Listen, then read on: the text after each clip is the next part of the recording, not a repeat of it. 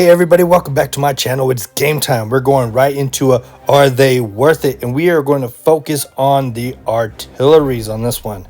That's right. It's going to be a very good and very detailed one because I've done a lot of research on the artilleries, and there are 3 of them that we are going to go through. And we're going to compare stats. That's right, I said stats, and we're going to see them face to face, back to back, up and down, left and right. We're going to see everything we need to see to make a very clear judgment call based on these, and are they worth it.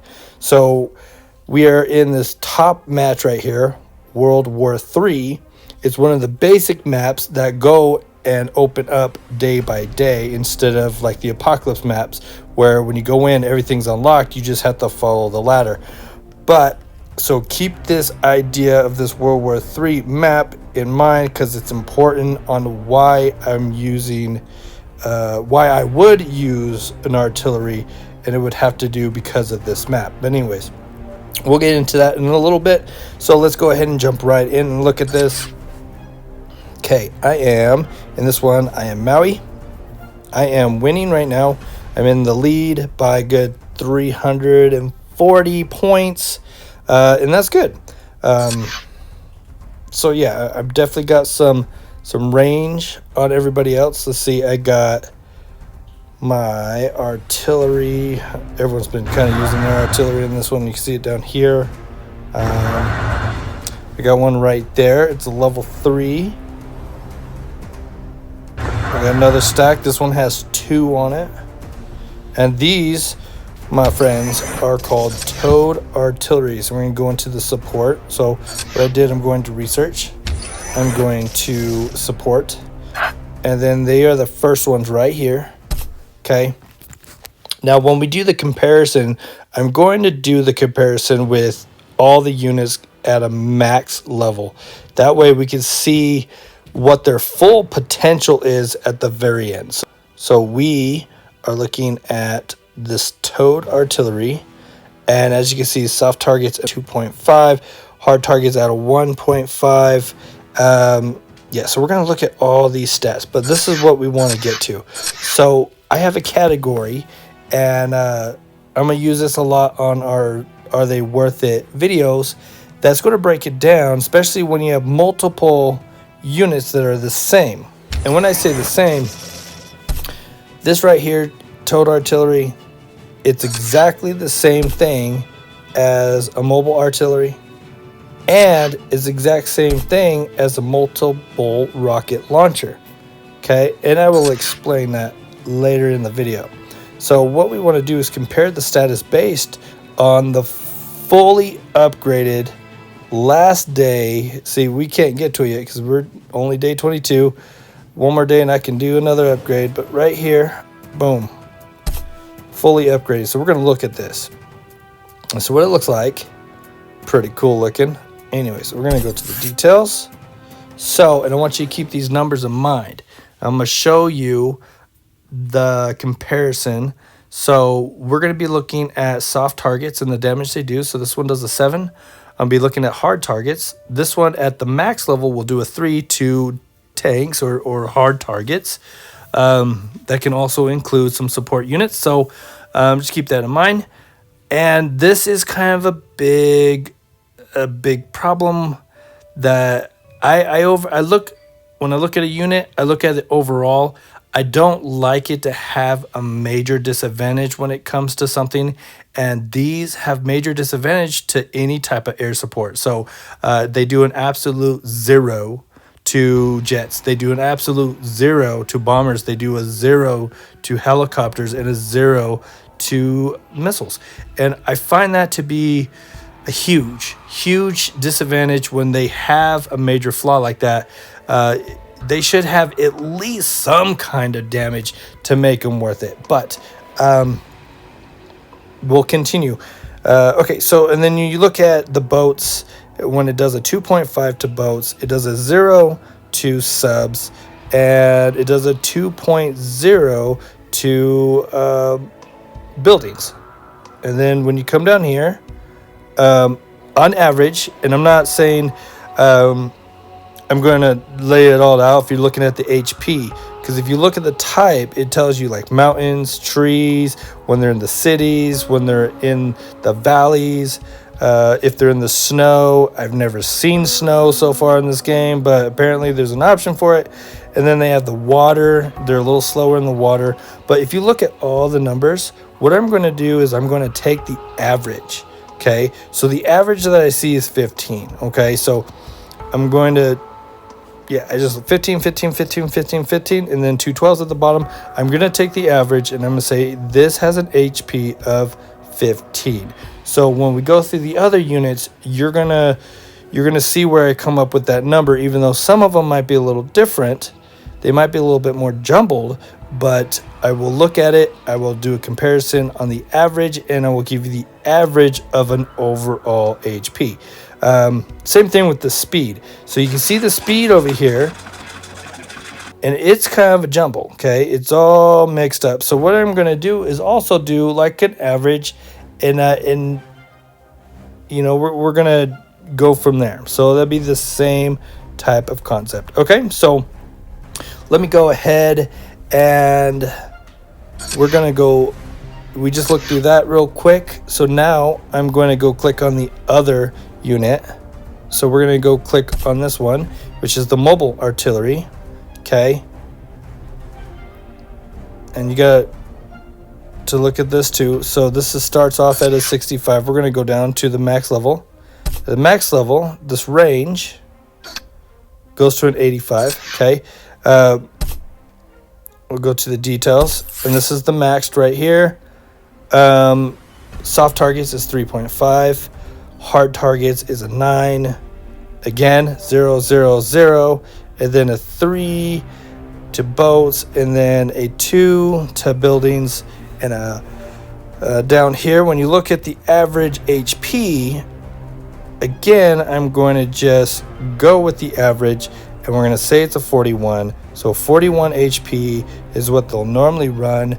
And then if you look at the speed, I'm going to say the average, they're fast in the water. They're 1.30 in the shallow water. They're 1.30 in the valleys, 130 in the mountains. So I'm going to say their average is about 130. Okay, so here I'm going to pull up the comparison based on what we just kind of looked through. So here it is. We got the towed artillery. Now the green means they take the advantage. Now if they're the same, I'm keeping them red. Okay, so if they are equal, I'm keeping them red. There's no change. What I want to show is the advantage that the troops have. Okay, so soft targets on towed artillery is a 7. Mobile artillery is a 3.5.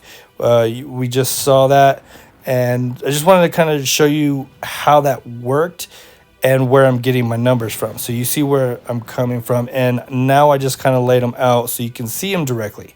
So I got hard targets 3, and with the mobile artillery, it's a 9. And again, helicopters, jets, bombers, all 0. Naval, it loses a half a point of damage to a naval ship if we're talking about the towed artillery. This video is based on the towed artillery, so that's the one I'm kind of focused on. And then subs, missiles, both do 0, do nothing. Buildings, they both do a 2 to buildings. Speed, so on average, the towed artillery does a 1, and the mobile artillery on the average does a 1.3. So the mobile artillery takes it in a little bit more speed than the towed artillery. So just keep that in mind. Range. Now, when you get this fully maxed out, it will have a range of 75.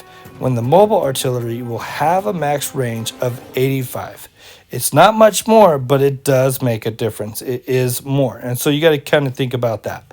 Now, where it does take the big advantage is it does take, it has a 41 health compared to towed artillery, which has a 15. So yeah, that's a big jump. That's huge. Okay. But what you gotta look at is if you're wanting to build it, we know you have to do the research for both units. You have to do, if you want to do the towed artillery, you got to do the research it. If you want to do the mobile artillery, you got to research it. So, but what else do you need for that? So, they both require an army base and they both require an arms industry. They both require a level 1 arms industry, but the towed artillery only needs a level 2 army base, and the mobile artillery requires a level 3. So it will take a little bit more time to produce because you got to do a lot more prep work to be able to produce the mobile artillery.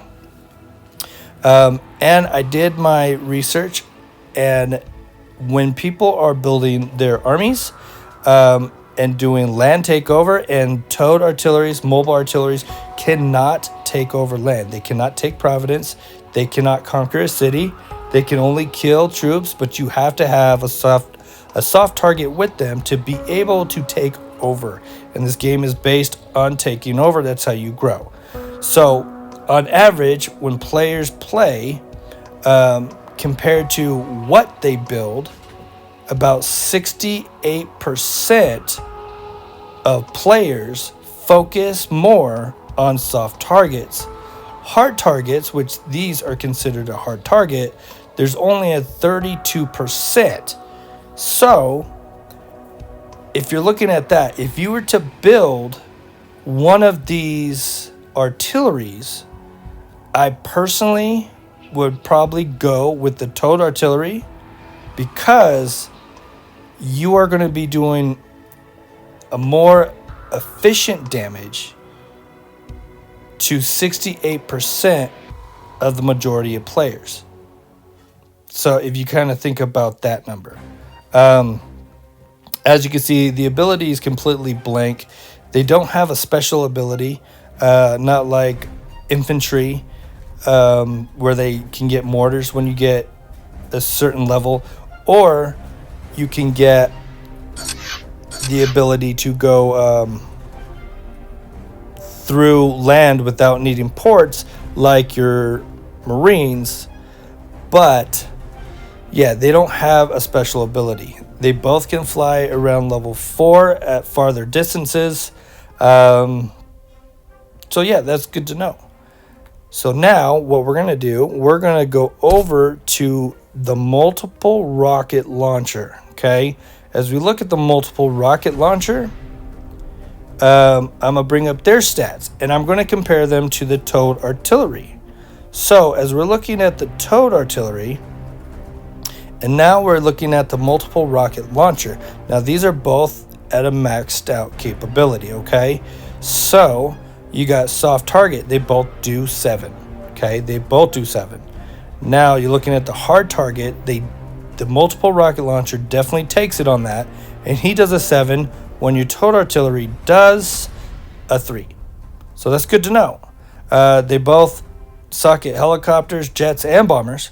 When it comes to Navy, you gotta remember though, it takes a lot to upgrade these multiple rocket launchers. It takes a lot. They do more to Navy, or to the naval, I should say, sorry, to the naval, if you build them up. But they are quite expensive, and they do take longer, and there's a lot more prep, which we'll get to that in a second. They both do 0 damage to subs and missiles. When it comes to buildings, your towed artillery does a 2, when multiple rocket launchers does a 2.2. So there's really not much of a big diff there. And then when it comes down to speed, they're a lot like the other ones. They towed artillery still does its 1. Multiple rocket launcher does a 1.3. It's not much faster, but it is a little bit. So, I mean, it all works out, right? But remember, whatever's in your group of troops, your stack is only as fast as its slowest member. So if you have a troop in there that does a half, it doesn't matter if this one does a 1.3, because they're all everybody in that stack is going to be doing a half, because that whole stack will be as fast as the slowest member. So just keep that in mind. When it comes to the range, now I've used these and they are fun. The range is extremely nice. Like, I really like the range on it. You could definitely tell the difference between a 75. It was nice. It could definitely keep you out of harm's way. It keeps you away from, keeps you out of danger, which is nice. But again, they do absolutely nothing to air support jets or helicopters, and that's kind of one of my big go-to when it comes to this game. All right, let's look at the health. The health is a 15, and their health is multiple rocket launchers. Health is a 20. Not much more. That 20 does make a big difference. Not compared to the mobile artillery, which was crazy with the 41, but this is they still do better. So they do take it. They do take it on their stats. They do have better stats.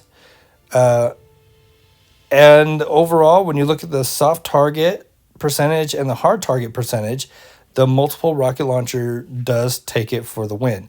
But let's get down to what the requirements are. Now, again, towed artillery, you will need to do the research for. Multiple rocket launchers, you will need to do the research for. So we already count that in. So they both require an army base.